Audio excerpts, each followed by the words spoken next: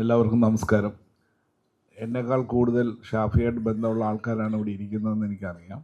എങ്കിലും ഞാൻ ആദ്യമായിട്ട് ഷാഫിയെ കാണുന്നത് ഗിരീഷ് വൈക്കത്തിൽ ഷാഫിയുടെ ആദ്യത്തെ സിനിമയുടെ ഷൂട്ടിംഗ് നടക്കുമ്പോൾ അതിനടുത്ത് ഞങ്ങളുടെ ഒരു സിനിമയുടെ ഷൂട്ട് തുടങ്ങാനുള്ളതിൻ്റെ അങ്ങനെ പല പ്രാവശ്യം ലൊക്കേഷനിൽ പോവുകയും അങ്ങനെയാണ് പരിചയപ്പെടുന്നത്. പിന്നെ അദ്ദേഹമായിട്ട് കൂടുതൽ അടുപ്പമാകുന്നത് രഞ്ജിത്തിൻ്റെ സിനിമ 2 കൺട്രീസ് കാനഡയിൽ നടക്കുമ്പോൾ ഒരു 15 ദിവസം ഞാൻ അവിടെ പോയിരുന്നു.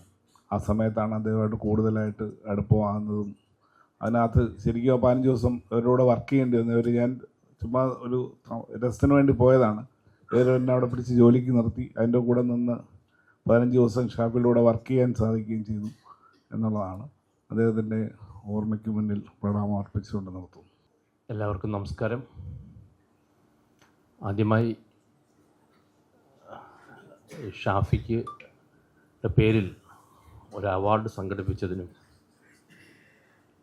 സാധാരണ ആളുകൾ മരിച്ചാൽ 1-2 ദിവസം അല്ലെങ്കിൽ ഒരാഴ്ച കഴിഞ്ഞ് മറക്കുന്ന കാലഘട്ടത്തിൽ 1 വർഷം കഴിയുമ്പോഴും അദ്ദേഹത്തിനെ ഓർക്കുവാനും അദ്ദേഹത്തിൻ്റെ പേരിൽ അവാർഡ് നൽകുവാനും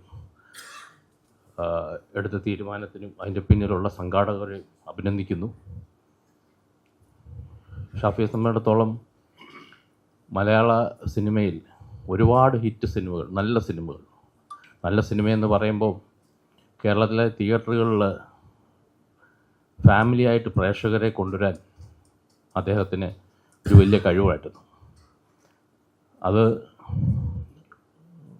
1-2 ആഴ്ചയല്ല, മാസങ്ങളോളം സിനിമ തിയേറ്ററുകൾ നിറഞ്ഞു നിന്ന് ഒരു കാലഘട്ടം.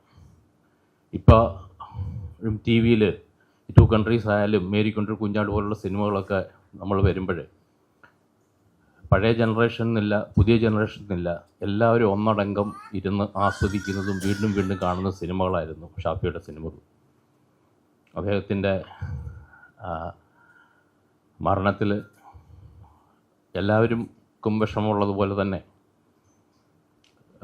നമ്മുടെ നാട്ടിലല്ല എല്ലാവർക്കും അദ്ദേഹത്തിൻ്റെ ഒരു വേർപാടെന്ന് പറയുന്നത് ഞെട്ടിക്കുന്നതിൻ്റെ ഒരു ഇതായിരുന്നു. അദ്ദേഹത്തിൻ്റെ ആത്മാവിന് നിത്യശാന്തി നേരുന്നു. അദ്ദേഹത്തിൻ്റെ പേരിൽ അവാർഡ് നൽകുന്നത് കണക്കാവുന്ന സിനിമയുടെ ഡയറക്ടർ ജിതിനെ അഭിനന്ദിക്കുന്നു. എല്ലാവർക്കും നന്ദി. ഹോം അപ്ലയൻസ് വാങ്ങാൻ ഒരിടത്ത്, ക്രോക്കറി വാങ്ങാൻ വേറൊരിടത്ത്, ഗാഡ്ജറ്റ്സ് വാങ്ങാൻ വേറെ എവിടെയോ ഒരിടത്ത്. അതെ, എന്തിനെങ്ങനെ പലയിടത്തും ഓടണം? മൈജി ഫ്യൂച്ചർ ഉണ്ടല്ലോ. മൊബൈൽ ഫോൺ മുതൽ ഹോം അപ്ലയൻസസ് വരെ എല്ലാം ഒരിടത്ത്. ഏറ്റവും കുറഞ്ഞ EMI. അങ്ങനെയാണെങ്കിൽ ഏറ്റവും കുറഞ്ഞ വില. എന്നാ ഏറ്റവും കൂടുതൽ ഓഫറുകൾ. MyG future. Experience the next.